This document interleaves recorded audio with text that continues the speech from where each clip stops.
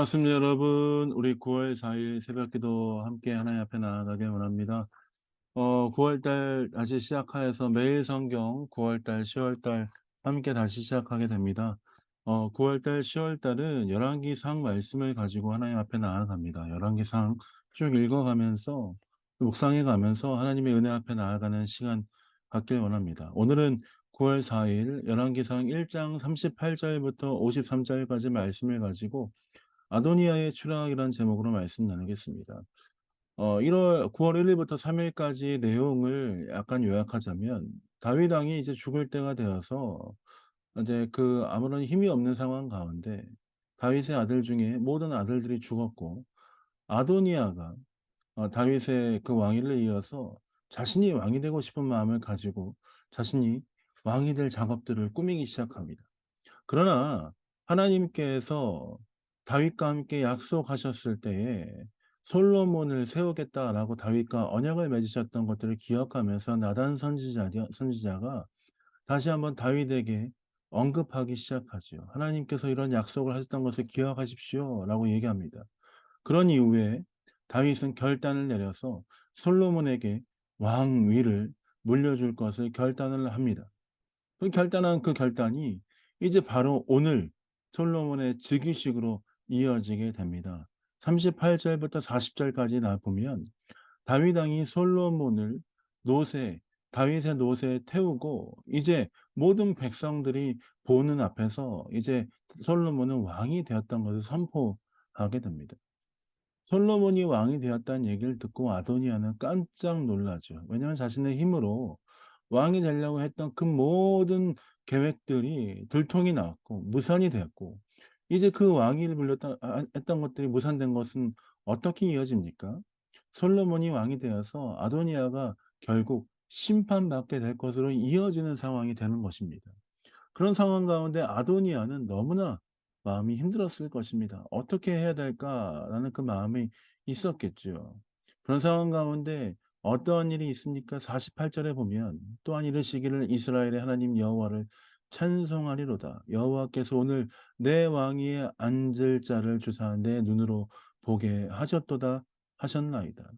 아도니아, 그 아도니아가 아닌 솔로몬이 왕이 될 것을 다윗까지도 선포하는 상황이 되었습니다. 그 모든 상황 가운데 아도니아는 아마 '결국 이제 나는 죽을 것이다. 어떻게 할 수 없을 것이다.'라는 그 절망감 가운데 있게 될 것이죠. 그런 상황 가운데 아도니아는 50 절입니다.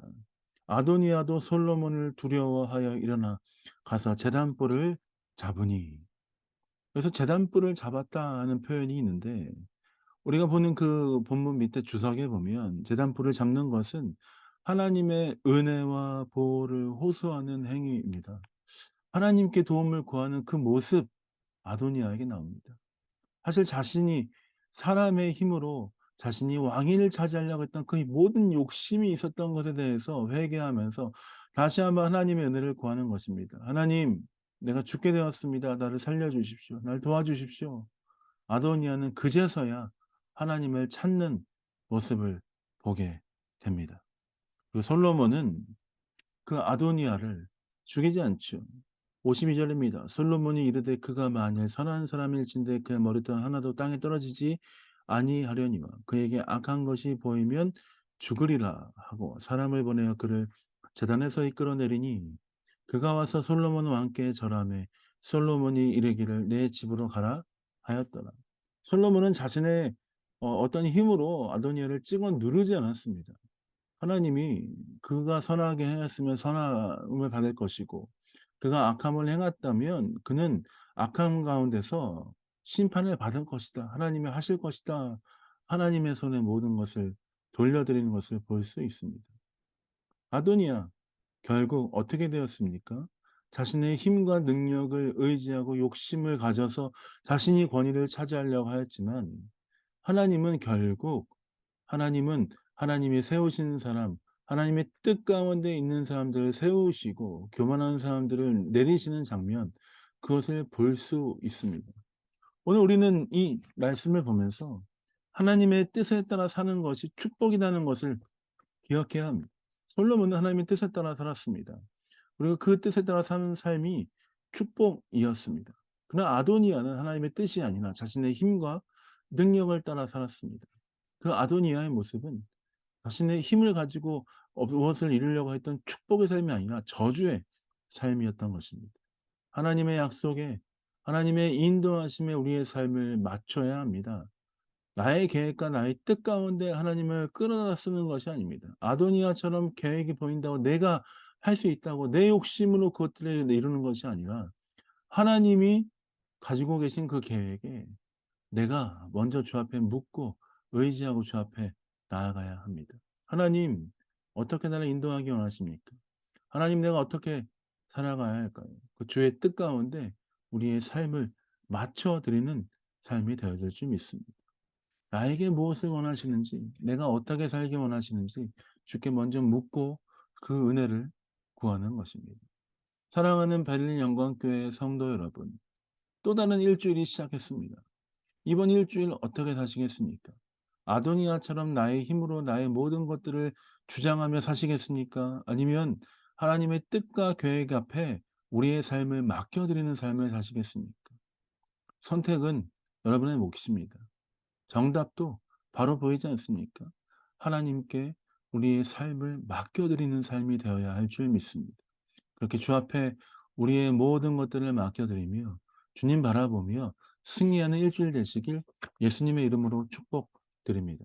자, 기도하고 새벽 기도 마무리하도록 하겠습니다. 기도하겠습니다. 하나님, 그렇습니다. 주께 나의 삶을 드리고 주께 나의 삶을 맞추고 주 앞에 모든 것을 드리는 삶 되게 하여 주옵소서. 주님을 따르고 의지하는 삶 되게 하여 주옵소서. 주만 바라보길 원합니다. 주만 따라가길 원합니다. 주님, 우리 삶 가운데 인도자 되어 주옵소서. 주께 모든 삶을 드리고 맞추고 나아가는 삶은 축복의 삶이다라고 말씀하셨는데 그 은혜의 삶, 축복의 삶 살아가는 귀한 인생 되게 하여 주옵소서. 감사와 찬양을 주 앞에 드립니다. 예수님 이름으로 축복하며 기도합니다. 아멘. 사랑하는 성도 여러분, 일주일 동안 또 승리하시는 하루 되시고 오늘 에스겔 1장부터 3장까지 말씀 쭉 읽어주시고 계속해서 일독에 참여하면 좋겠습니다. 2023년 얼마 남지 않았습니다. 끝까지 최선을 다해서 말씀을 읽으십시다. 사랑합니다. 축복합니다.